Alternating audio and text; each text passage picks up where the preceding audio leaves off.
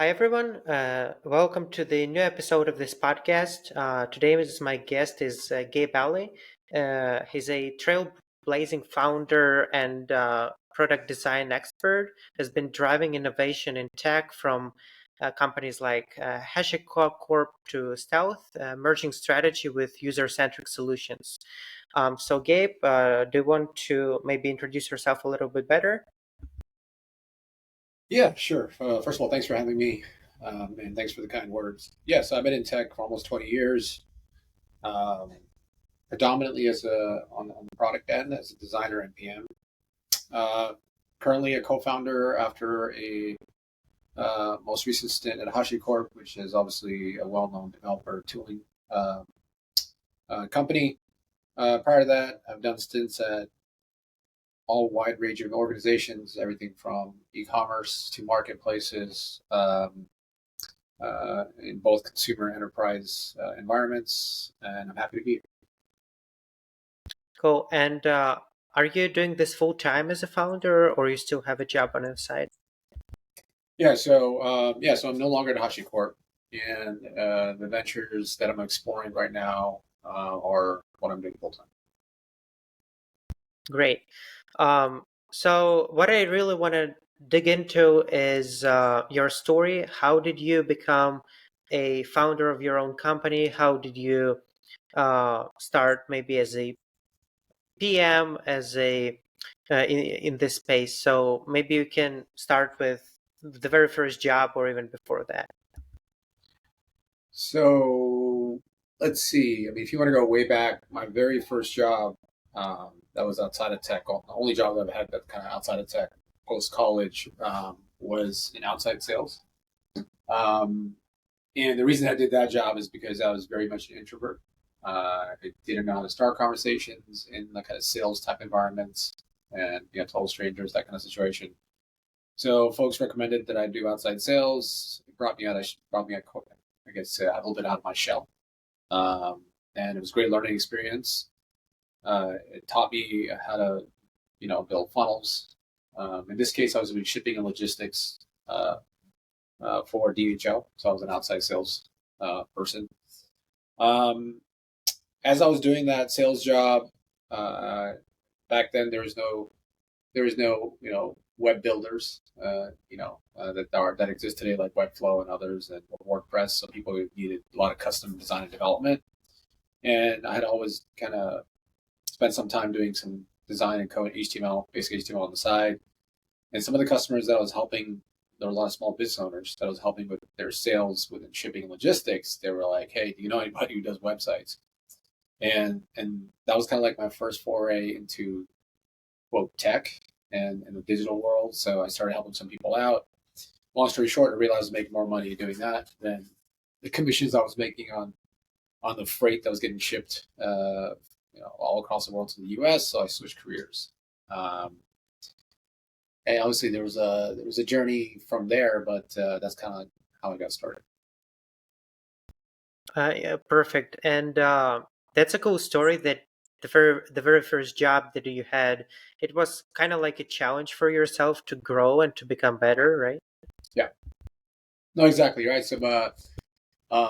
I think that's kind of a mantra I've carried forward as much as I can, and this is a mantra that I try to instill in my own kids and family and friends, whoever wants to listen. I think one way to avoid boredom is to grow, and you can grow in many ways across many facets of your life, both professional and personal. So yeah, certainly early in my career, I identified what was a weakness for myself, which was presenting, striking up conversations with folks in a business setting and so on and so forth. So I attacked that head on with a plan, and I was only there for a few months, but it totally changed my ability to communicate um, in a measurable way. So yeah. Yeah, yeah, that's a great story. And after that, you said that you completely switched to kind of those tech roles, like oriented in like websites and whatever, right? Yeah, so getting a little more deeper, right? So the first part of my tech career was mostly I ran a design and developer shops, right? So typical small business customers wanted a simple marketing site early on, or an e-commerce store, stuff like that. So I would offer designs, simple graphic design services, logo design, graphic design, and then I would work with developers overseas and kind of manage them to deliver the actual, end-to-end solution.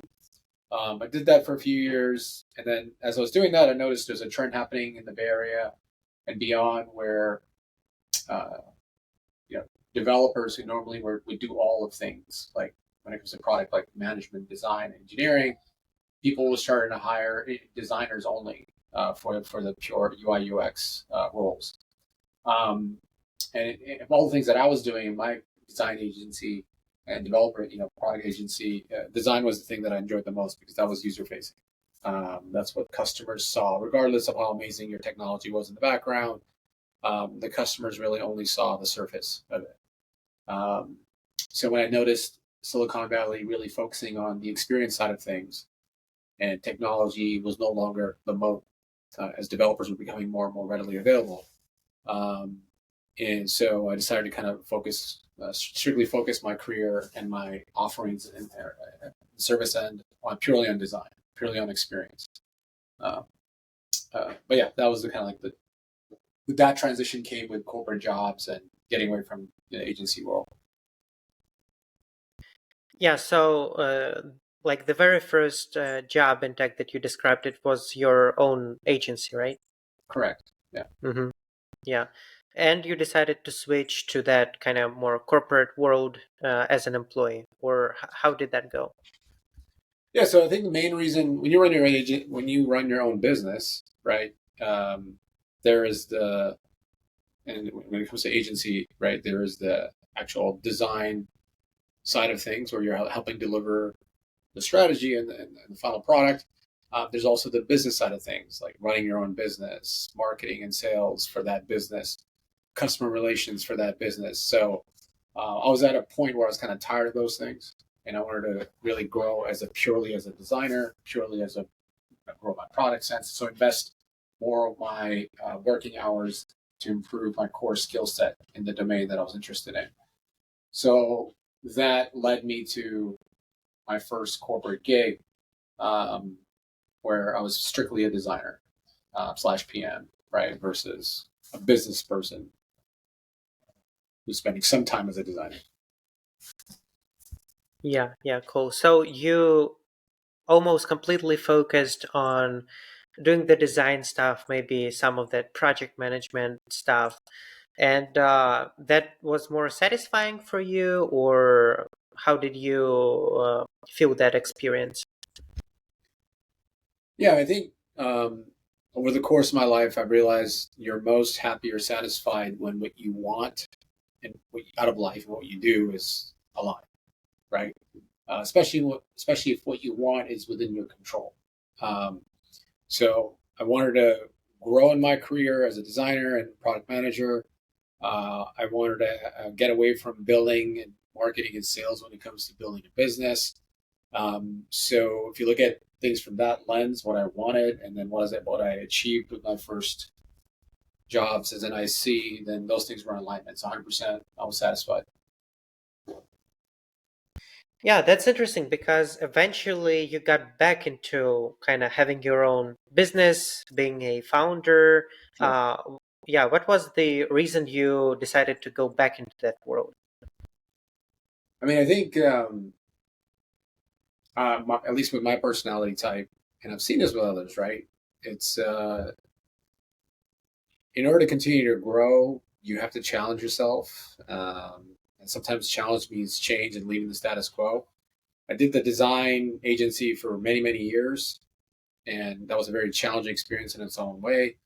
And then I wanted to go deep into my career by really becoming a better researcher, better designer, better visual designer, better collaborator, so on and so forth. So once I achieved those things as an IC in larger organizations, then I started to feel the pull again of being uh, having the right to make decisions on the business end, what to build, not just how to build it.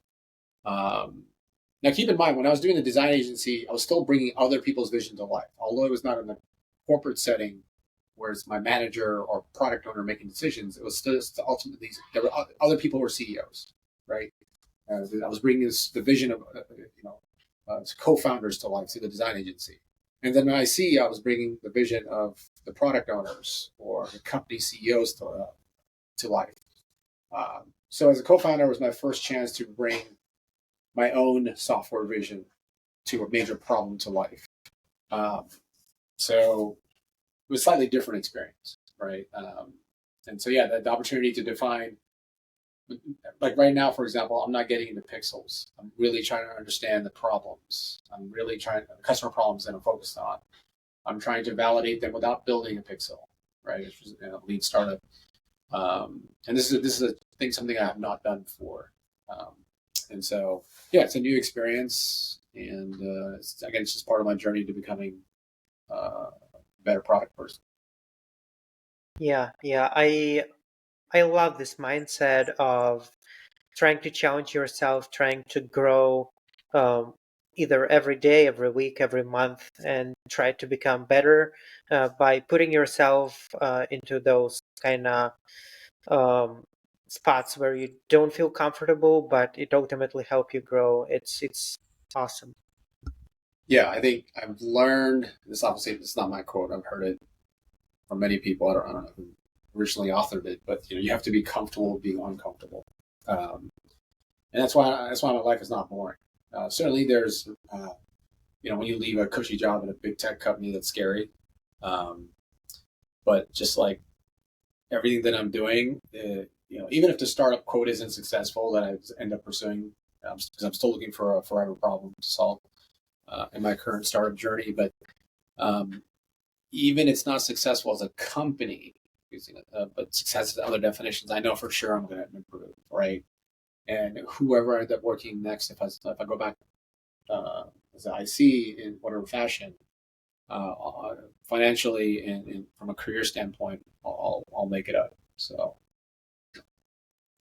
Yeah, yeah, that's awesome because ultimately, even like if you start a startup and at the end of the day it doesn't work out, you have to close it. But you have grown as a person, and now you have all that experience and mindset how to build, how to run a company. It definitely helps you uh, start a new company and just have a better chance of succeeding in the next venture, right? yeah, 100%. I mean, I think my experience helps, but even so, again, like I mentioned, when you're creating your own business from scratch, you're defining the problem statement, you're defining your initial customer, you're defining um, uh, the feature set that will best help you validate and as an enterprise offering collect money. Yeah, these are all exciting things for me. It's a new thing, and and I think ultimately when you approach all these new things or any kind of growth opportunities, the journey itself you have to enjoy also. Um, I think I've made the mistake sometimes in my life to focus strictly on the outcomes. But I think over the recent part of my life, both professionally and personally, I've learned to just enjoy the journey itself. So I think it's been an exciting 3 months since I left HashiCorp. I've learned a ton about myself since I'm the person I'm reporting to. you know, there's no customers, there's no managers. So learning to manage my schedule, and learning to saying no to things as my time is limited, as being a single resource. So yeah, it's been an exciting journey and learned a ton about myself and things I'm sure I can make use of learnings in the future, regardless of the situation. Yeah, yeah, great. What I came to realize, maybe I'm wrong, I'm still kind of figuring things out in this sense, but it seems like when you grow, when you become better, if you improve, and when you have that mindset, for me, it brings so much satisfaction and happiness that I do think it's a very important factor for maybe for everyone, and maybe that's something that many people lack in their lives is that they understand maybe subconsciously that they need to improve, they need to become better, but they don't. Do you agree with that, or maybe you have another um, look at this thing? Um, let me know if I'm off base here. So I've seen people from all walks of life feel like they're stuck.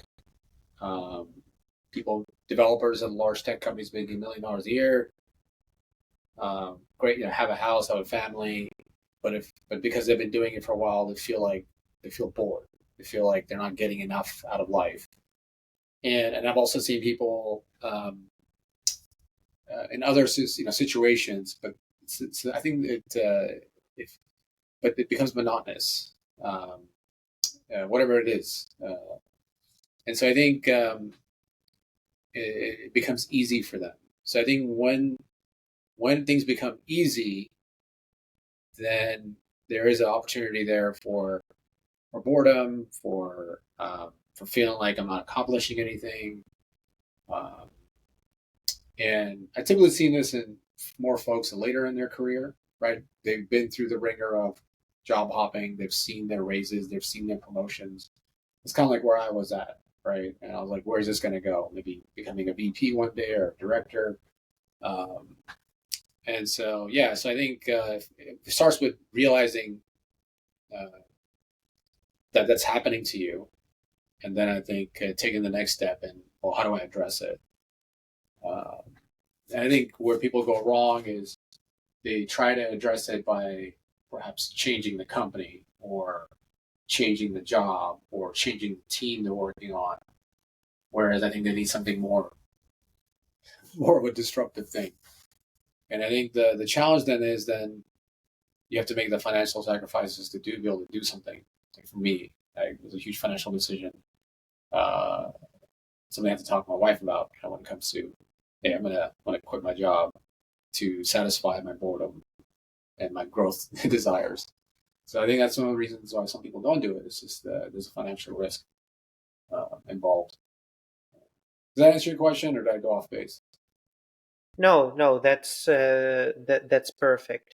I was when you were talking about that, a thought came to my mind is some people are like clearly passionate about something like, I don't know, developing programming or specifically design or something like that, and it seems like they can kind of work on that for like for 50 years or something, do not change their jobs, do not really grow into the management or um, VP kind of level or something. They're kind of satisfied at the level they are. They just love what they're doing.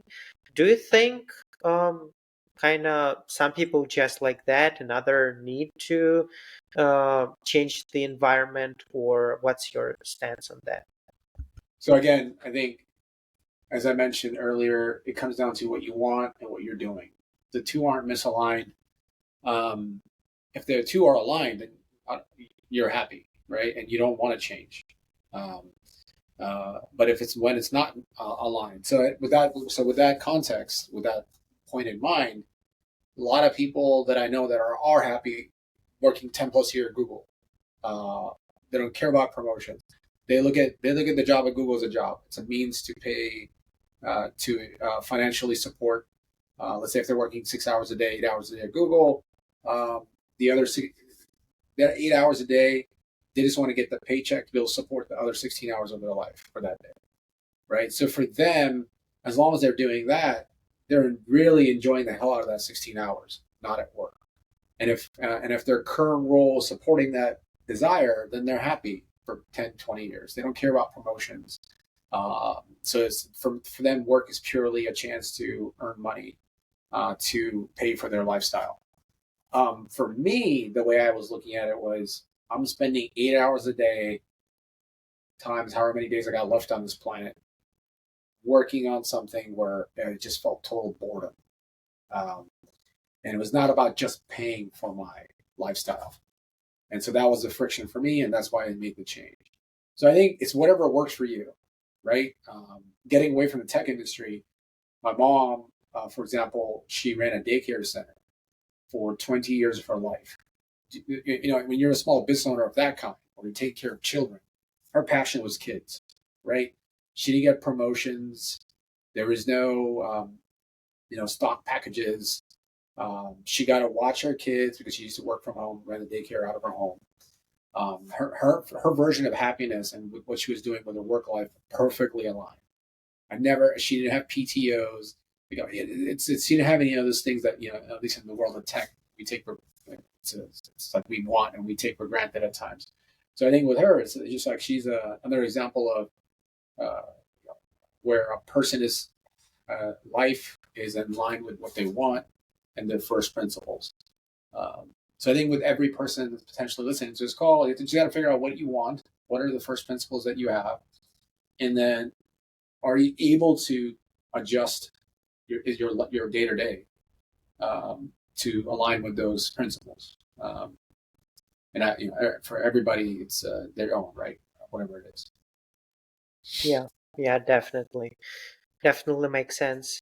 Do you want to share that story of you leaving the corporate world, coming to this startup founder role?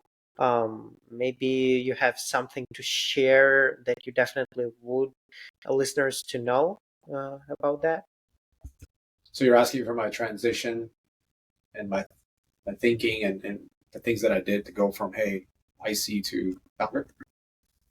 Yeah, exactly. Gotcha. Yeah. So first thing I'll say is there's no straight path on how to do that. Sorry, there's no like ideal pathway to do it. For example, I've seen people keep their day job and then work on the available hours to start something on the side before they quit. For me, what I decided was the way I approach things is I like to go all in. Uh, uh, and so my mindset was I decided when I wanted to quit HashiCorp. I discussed things with my wife, financially speaking, and obligations, and time boxed how long I would give myself, that kind of stuff. Set some milestones up with her and personally, and then I just went for it. So that was like the transition thinking, right? And as I mentioned, there's typically only two ways. It's you either quit or you kind of do both things at the same time. Um, uh, does that satisfy you for an answer, or do you want something more in depth? Maybe you want to share it if you want. Totally up for a more detailed answer. If not, we can just go. Well, I mean, I think I'm trying to understand what are the specifics what kind of insights are you looking for, right? About the process, about the problem space I focused on. I'm trying to understand like the specifics you're seeking this answer. Maybe about more about mindset and challenges and what you had to overcome, what you learned during that process. What was your thinking process, all of that?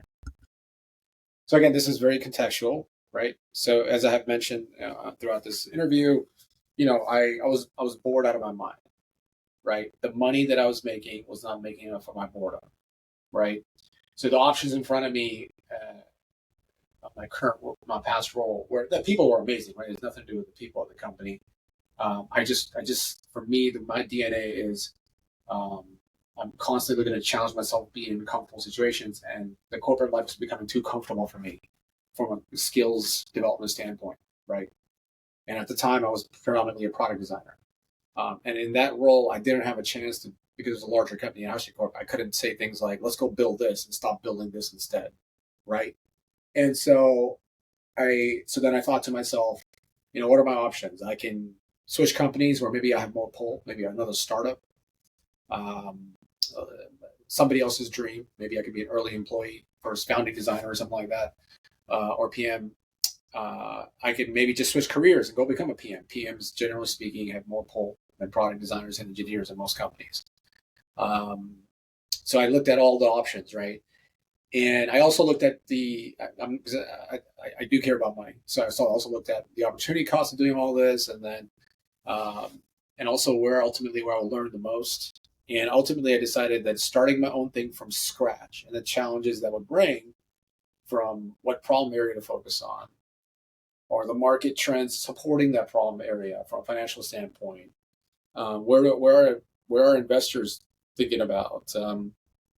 The other thing that I was considering also was When crypto happened, when crypto first kind of exploded onto the scene, um, I was more of an observer of that trend, not a participant, meaning launching a company or building something to support that trend. I didn't want to repeat the same mistake with AI. And when it comes to AI, and especially enterprise companies, most enterprise companies are very hesitant to adopt AI right now at scale or in a meaningful way.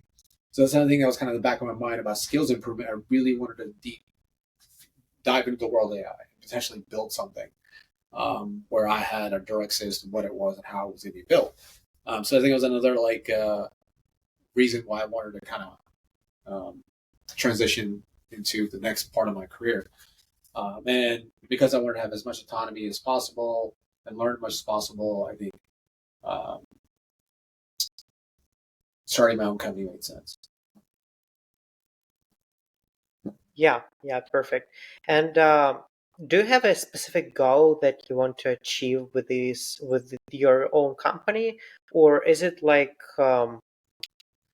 well, it's is it like similar to that process of just learning, trying to understand what is interesting for you, what isn't, or do you have like a very, very specific milestone that you want to achieve with the company?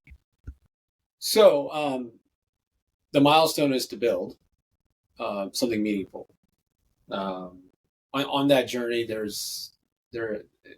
naturally I will learn, right, and grow in my skills.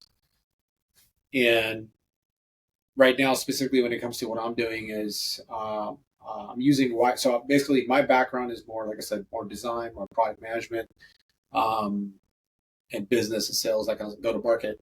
I'm, however, I'm not technical, right? So, like one of the tactical things that I'm currently doing is I'm involved with multiple. I'm looking to find and people to work with or that are technical in nature, right?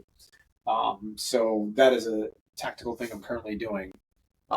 As I'm doing that, I'm testing out ideas through landing pages without even building a piece of code or launching a prototype. Um, and so these are tactical things that I'm doing day to day. I'm also doing as much just research around AI as I can, practical research that applies to me. I'm not trying to create my own LLM, but just what does it mean to productize AI, right? These are little things. I'm also learning what it means to talk to investors for the first time. I mean, obviously, I have like general knowledge of being in the world of tech as long as I have and been part of early stage startups, but I've never fundraised before. So this is another area where I'm kind of learning. It's funny. The moment on my LinkedIn, I changed my profile from the job description to co-founder. All of a sudden, before I used to get outreach from recruiters from large companies or small companies for product and design roles. Now I'm getting a bunch of calls with investors. So that's another area. It's been exciting to kind of just talk to investors and how they think and how to make bets on companies. So I think it's the way I'm objectively qualitatively measuring what I'm doing is I'm no longer bored. So I'm learning every day. I'm Googling stuff. Hey, what does that VC term mean? What does this term mean in AI? Using ChatGPT, feel like daily to understand things.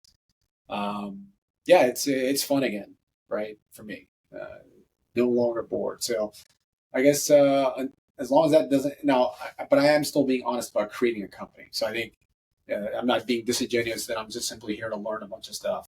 But I'm the ultimate outcome would be to create a meaningful product that solves a meaningful problem that people are willing to pay for. Um, so, but again, organically, as I'm doing that, I'm doing all these exciting things that I've never done before. Yeah, yeah, definitely. There is a lot to learn on this path before you Right. build the company, fundraise, or all the other stuff that you need to do. Right. Yeah, so to wrap up, maybe you have a message that you want to uh, tell the listeners, or maybe some advice or anything that you want to share to close on this episode. I mean, are you interested in obviously there's a wide range of things I could say. Is there like, do you want to share, for example, a message around startups, a message around life, a message around career? What do you think I should focus on, or that you'd be interested in? Yeah, maybe life, because like this advice will probably apply also to career and maybe even to startups in some way. So Uh, let's see. I mean, I'm raising three young kids right now, and I'm trying my best to instill first principles in them. So I think my hope is that, my general life advice would be that find people that are perhaps there. Find people both professionally and personally where they've already accomplished, already done what you want to do. Um, Now, if you don't have folks within your personal network like that, then find somebody in the public eye, uh, where you read their biography to learn how they live their life. I think this is a lesson I try to teach my kids: is don't reinvent the wheel. There's plenty of people that probably attempted what you're looking to do. Like one of my 13-year-olds just wants to become a great basketball player. I'm like, don't try to create your own drills. Go learn what Michael Jordan did to become a really good shooter or dribbler. So I think this would be my lesson: is go find people that have done what you want to do and see if you can get some kind of insight from them to accelerate, de-risk your path to doing the same thing. Um, yeah, that's awesome. All right. That's it, Gabe. Thank you for your time. Thank you for yeah, your awesome stories and advice. yeah. Yeah, that was a great episode. Awesome. Cool, Dang. Thanks again, and look forward to seeing the results. Thank you. Bye. All right. Take care.